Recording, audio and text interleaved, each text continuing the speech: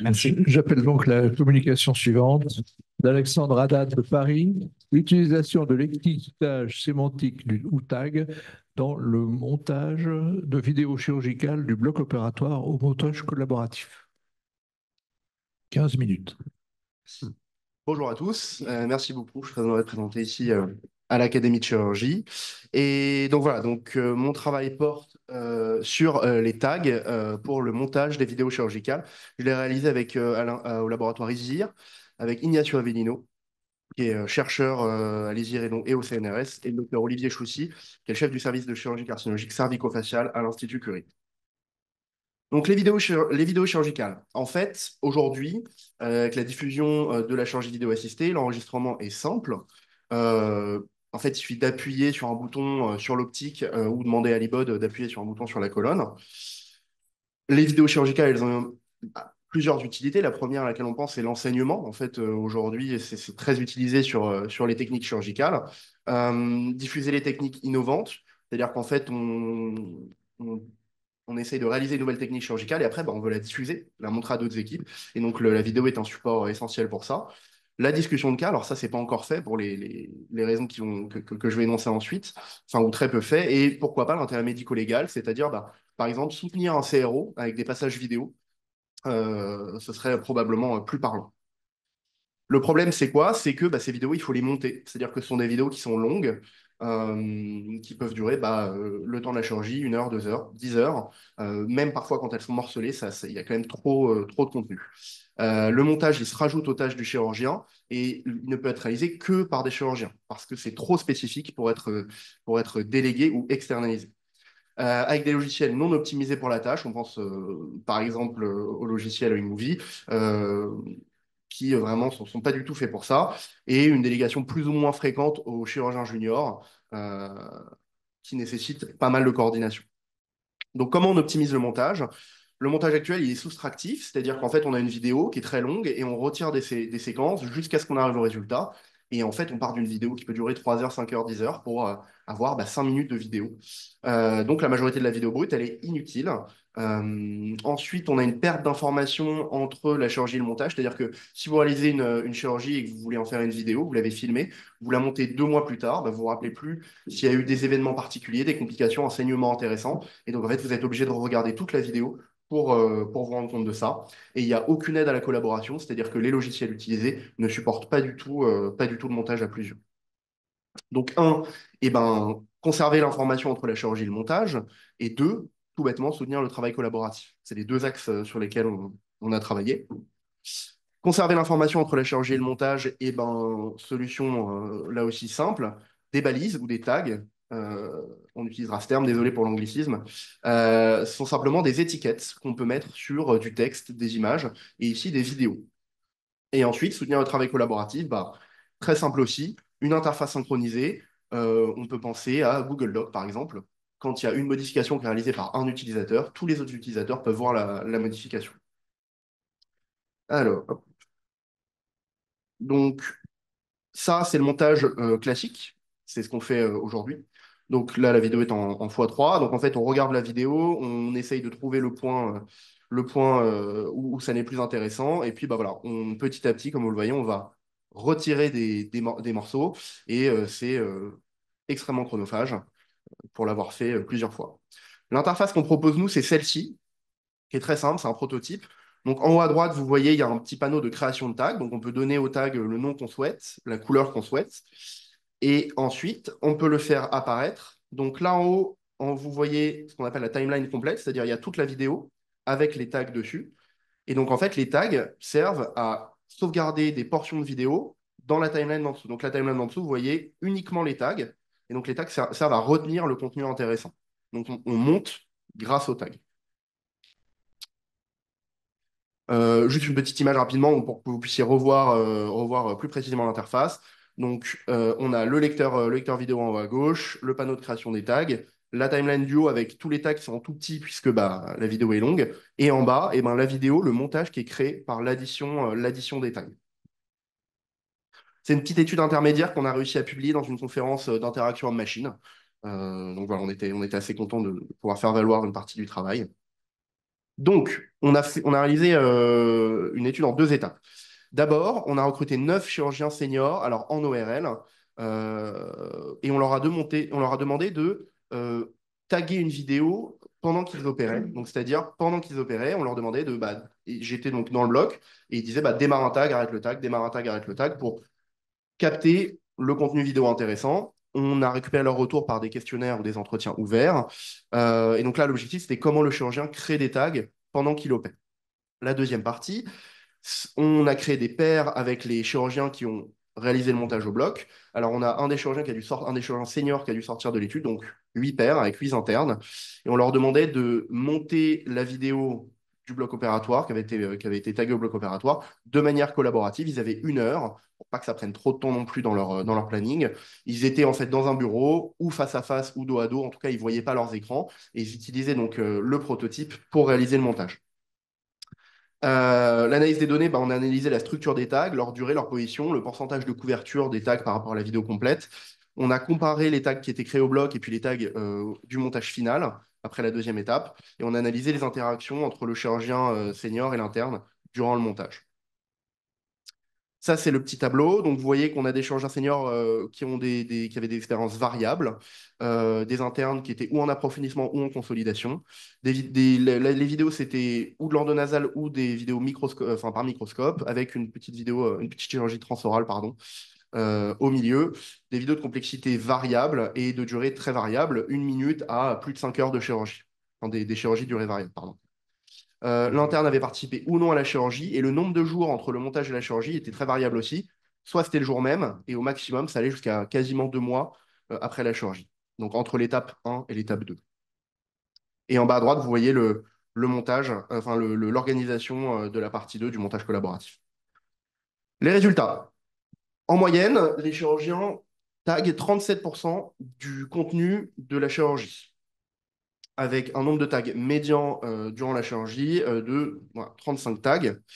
Les tags au bloc opératoire. Donc, on se rend compte que le chirurgien, quand il veut faire le montage avec les tags pendant qu'il opère, il y a des situations où c'est plus difficile. Quand le chirurgien opère lui-même.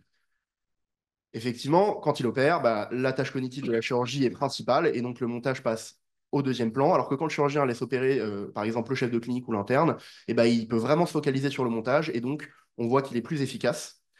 Lors des distractions, bah, on enfonce un peu une porte ouverte, mais quand il y a l'IBOT qui rentre pour demander est-ce qu'on peut faire descendre le patient suivant, ou un autre chirurgien qui vient discuter d'un cas, bah, pareil, on a une perte de concentration, des tags qui démarrent trop tard ou qu'on oublie de fermer.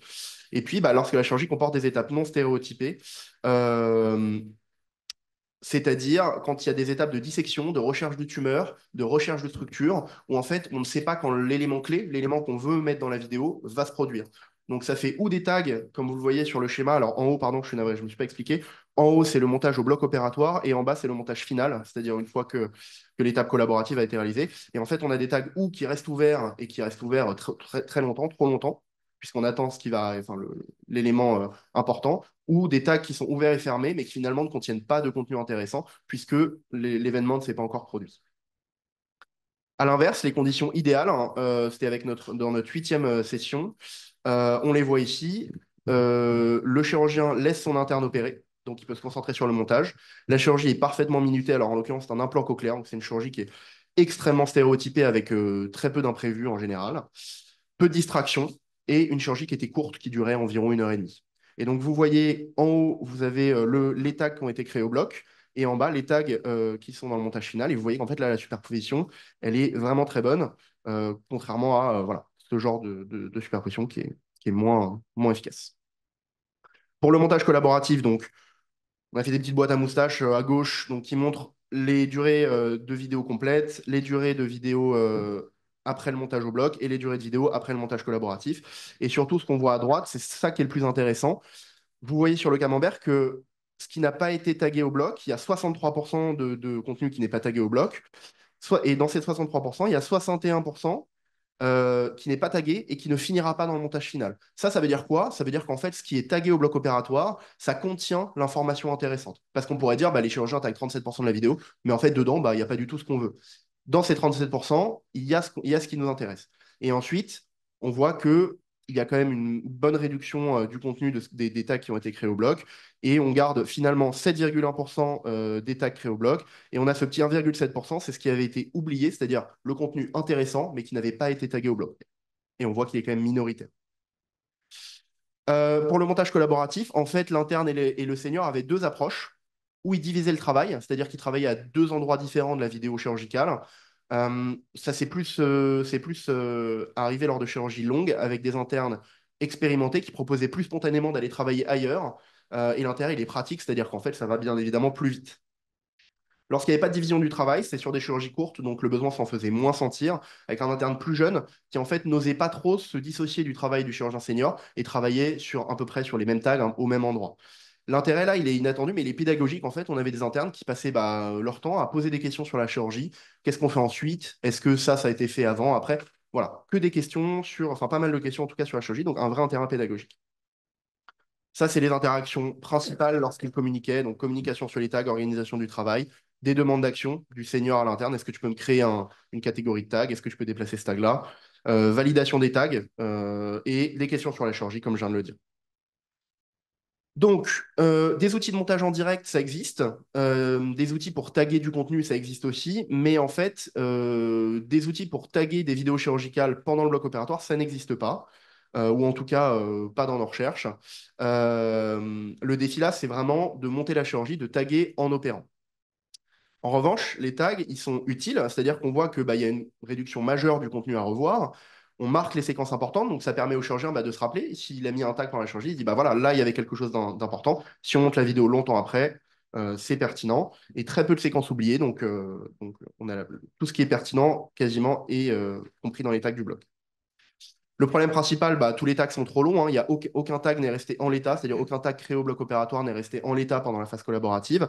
Donc en fait, bah, pourquoi pas imaginer des tags à durée fixe, c'est-à-dire plutôt que de démarrer et terminer un tag pendant qu'on opère, bah, demander des tags d'une durée de 5, 10, 30 secondes. Ou autre solution, supprimer le tag en cours, c'est-à-dire qu'on a un tag ouvert, mais finalement on se rend compte qu'il n'est pas utile, et ben en fait, on l'élimine. Et la dernière, bah, avoir conscience qu'il y a un tag en cours, c'est-à-dire un petit voyant lumineux, par exemple, qui dit, bah voilà, là, un tag est en route. Les limites de l'étude, bien sûr, donc on aurait aimé avoir plus de candidats, mais on a manqué de temps parce qu'il fallait que le logiciel soit au point, donc on a pu commencer à recruter que tard dans l'année de master. Pas de comparaison avec les méthodes classiques, ça reste une étude analytique, on en est bien conscient. Un design qui forçait le travail synchrone pour la phase collaborative. En réalité, on imagine plutôt que le senior va confier le montage à l'interne et ensuite bah, faire des points régulièrement pour voir où il en est. Donc on est conscient que c'est peu écologique. On n'a pas étudié l'interaction Porteg, alors je serais ravi d'y répondre en question, mais comme c'est le sujet c'est le sujet du travail d'un autre des doctorants d'Ignacio Avellino, en fait, c'était pas vraiment le sujet qui nous intéressait, mais on sait que c'est vraiment central. Et le logiciel ne soutenait pas les fonctions sous-titres ou transition, donc voilà, ça fait des vidéos, mais des vidéos qui restaient encore à lisser un petit peu. En conclusion, donc c'est un concept qui semble utilisable, qu'on a pu appliquer au bloc opératoire par des chirurgiens, qui a été approuvé par la majorité des participants, 16 sur 17 quand même. On pense que c'est une bonne base pour développer un logiciel de montage de vidéo qui est adapté à la chirurgie et aux chirurgiens. Les perspectives, c'est le développement en interne dans le laboratoire d'un logiciel avec un financement de la faculté, ou éventuellement se rapprocher de l'industrie. On pense par exemple à des logiciels de montage de vidéos sportives, où peut-être avec quelques ajustements, on pourrait faire un logiciel satisfaisant. On peut imaginer la création d'une base de données. Si on demande à tous les chirurgiens de taguer les chirurgies avec des tags stéréotypés, de toujours écrire voix d'abord, toujours écrire saignement, toujours écrire pôle supérieur de la thyroïde, par exemple, et ben en fait, on peut créer des vidéos, taguer, les donner à une IA et entraîner une IA qui proposerait du montage automatique qu'après on pourrait éventuellement modifier ou non, mais c'est la perspective principale. Et les applications potentielles, bah, créer des bibliothèques de vidéos chirurgicales, on sait que c'est déjà en train d'être fait, mais ça pourrait aider cette démarche. Créer des compilations de gestes, parce qu'en fait, pour un interne, bah, c'est très intéressant de voir 10 voix d'abord différentes. Et donc, en fait, si on tag à chaque fois la voix d'abord, eh ben, on peut exporter les tags et faire une vidéo avec 10 voix d'abord pour que l'interne puisse, ou le chef de clinique puisse se les mettre dans l'œil. La création de compte rendu vidéo, si on a des vidéos qui sont taguées, qui sont montées beaucoup plus facilement, bah, on peut imaginer que quand on a à chaque fois un point clé dans la chirurgie, on peut toujours l'associer au compte-rendu opératoire. Et l'autocritique, l'amélioration des pratiques chirurgicales. Si c'est très facile de monter des vidéos chirurgicales, et ben, on peut faire comme les athlètes de haut niveau, par exemple, et se regarder opérer, regarder nos gestes, éventuellement les critiquer avec un chirurgien plus senior, plus expérimenté, pour essayer de s'améliorer. Ça, on a prouvé enfin, la littérature semble montrer que ça aide. Merci beaucoup.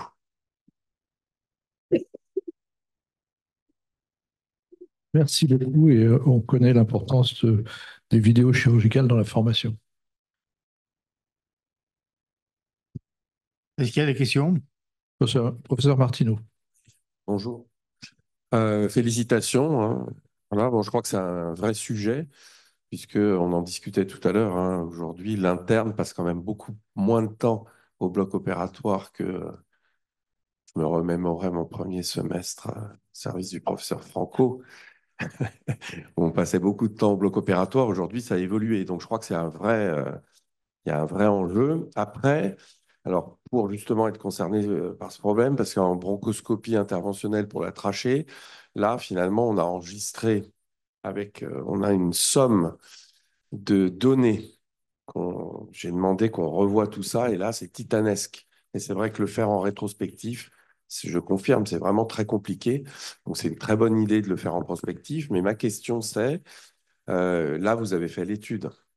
Et est-ce qu'aujourd'hui, une fois que l'étude est finie, vous continuez à faire de la même méthodologie où vous avez, finalement, vous êtes passé à autre chose? Parce que dans la vraie vie, c'est vrai qu'on est accaparé par 10 000 difficultés. Et je l'ai encore vu hier, à la fin de l'intervention, je lui ai dit, est-ce que vous avez enregistré le début, la fin? On m'a regardé, on a dit, ah non, non, non, on a oublié. Et je pensais que maintenant, c'était fait régulièrement. Alors, c'est sûr, c'est un des avantages de ce qu'on propose nous, c'est que la vidéo, en fait, elle est enregistrée. Alors, bien sûr, on peut toujours oublier de démarrer l'enregistrement, mais la vidéo, elle est enregistrée en entier et on tag dessus. Donc, ça veut dire que tout le contenu est présent et après, on peut ajuster les tags dessus. Alors, ça pose un problème de stockage de données, on en est conscient, mais toute la vidéo est enregistrée. Alors, après, on continue à travailler, c'est-à-dire que on va déjà essayer de comparer hors bloc notre logiciel et les logiciels utilisés maintenant pour prouver bah, que le logiciel est utile au bloc, mais il est aussi plus facile d'utilisation même hors du bloc, et pour montrer que c'est plus adapté.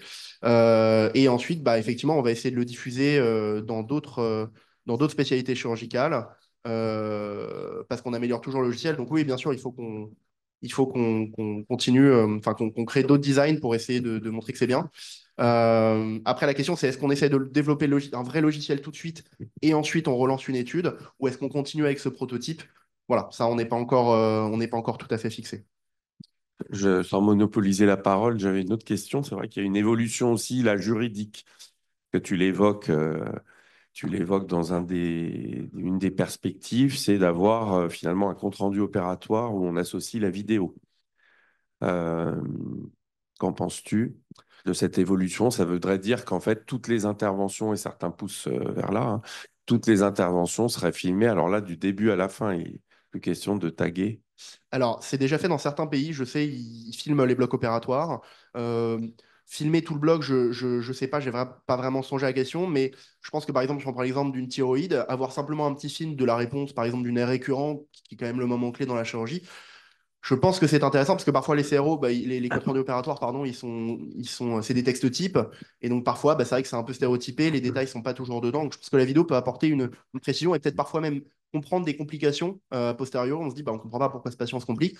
Peut-être que la vidéo apporte bah, une lumière. Est-ce qu'on arrive à comprendre pourquoi ça s'est produit?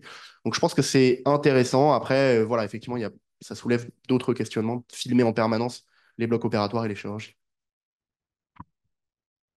Oui, merci beaucoup pour votre communication, qui est vraiment un sujet absolument majeur, vous voyez, parce qu'on voit bien qu'il y a une tendance maintenant à tout enregistrer, et tout, y compris la salle d'op, enfin, je veux dire, ce qui va poser un certain nombre de questions. Moi, ma question, elle porte sur comment on génère le tag alors, en préopératoire, donc de la part du chirurgien. Et est-ce que vous avez des outils qui pourraient permettre de générer le tag, non pas de la part du chirurgien, mais de la part de la vidéo elle-même? Alors, une intensité de couleur, comme le font d'ailleurs les gastro-entérologues quand ils font la capsule du grêle. Hein, et eux aussi ont ce problème-là de regarder le grêle pendant 2 heures. Et maintenant, je crois que c'est une boîte israélienne qui a fait ça, où tout de suite, ils ont les signaux. Et est-ce que, par exemple, il y a des signaux sonores qui pourraient générer par l'enregistrement un tag? Alors, merci beaucoup pour la question, c'est très intéressant, ça, on s'y a beaucoup intéressé quand on a fait la bibliographie. Le problème de la vidéo chirurgicale, c'est que quand même souvent, c'est des nuances de rose, de rouge, et donc c'est très difficile pour une IA toute seule d'arriver à faire la différence et de démarrer le montage. Pareil pour le son, le problème du bloc opératoire, c'est qu'il y a beaucoup de pollution sonore, le chirurgien qui raconte sa journée, l'IBOT ou l'IAD qui parle derrière le champ. Donc c'est difficile d'avoir des signaux sonores qui démarrent et qui arrêtent les vidéos. Euh, Sur l'interaction, bah, en fait, on pense plutôt à une commande vocale pour l'instant, mais il y a toujours la limite de la pollution sonore. Il y a aussi des instruments qui sont développés par le laboratoire, c'est-à-dire avec, par exemple, avec la pince, si vous mettez des gommettes sur le champ, je dis n'importe quoi. Si avec l'endoscope, vous filmez la gommette jaune, ça démarre un tag. Si vous filmez la gommette rouge, ça arrête le tag. Euh, Donc, on cherche, ils sont encore en recherche de l'interaction idéale parce qu'on n'a pas envie de rajouter une pédale, on n'a pas envie de rajouter un bouton, on n'a pas envie de rajouter une manette, il y en a déjà suffisamment comme ça. Mais par contre, c'est donc une des perspectives que j'évoquais, c'est que si on entraîne une IA avec des tags, avec une base de données de tags, bah là, on peut tout à fait envisager une vidéo qui se tag toute seule. Mais ça demande des tags stéréotypés, et ça demande déjà à ce que des chirurgiens bah, fassent un peu le travail en premier. Mais oui, tout à fait, c'est une des perspectives qui nous intéresse le plus. Mais est-ce que ça peut avoir un effet sur le comportement du chirurgien? Parce que c'est une préoccupation pour lui de taguer. Et donc, ça peut le distraire de son but principal, bien opérer. Tout à fait. Alors, on s'est rendu compte, alors, on a écrit un article qui est volumineux, donc je ne pouvais pas tout évoquer, mais effectivement, on s'est rendu compte que des chirurgiens plus expérimentés avaient très peu de difficultés à taguer. Et même quand on leur demandait, par exemple, est-ce que vous vous sentiriez de taguer un très gros saignement, quelque chose d'un peu cataclysmique, on a des chirurgiens qui étaient très expérimentés qui disent, bah oui, bien sûr, moi j'y penserais. Là où on avait des chirurgiens plus juniors ou des chefs de clinique qui disent, ah, absolument pas, c'est évident que je passerais complètement à côté. Après, on a quand même observé que dès que la chirurgie se compliquait un peu, les tacs passaient complètement au second plan et on a un chirurgien qui se focalise entièrement sur la chirurgie. On avait aussi évoqué l'idée des tags à rétro, c'est-à-dire il y a une complication massive, et ben en fait le chirurgien a juste une catégorie tag qui dit regardez avant, là il s'est passé quelque chose, et le tag est réalisé une fois que tout est réglé et que la complication est gérée. Mais on voit quand même que les chirurgiens abandonnent le tagging et se concentrent pleinement sur la chirurgie. Après, effectivement, ça demanderait peut-être une étude. Merci beaucoup.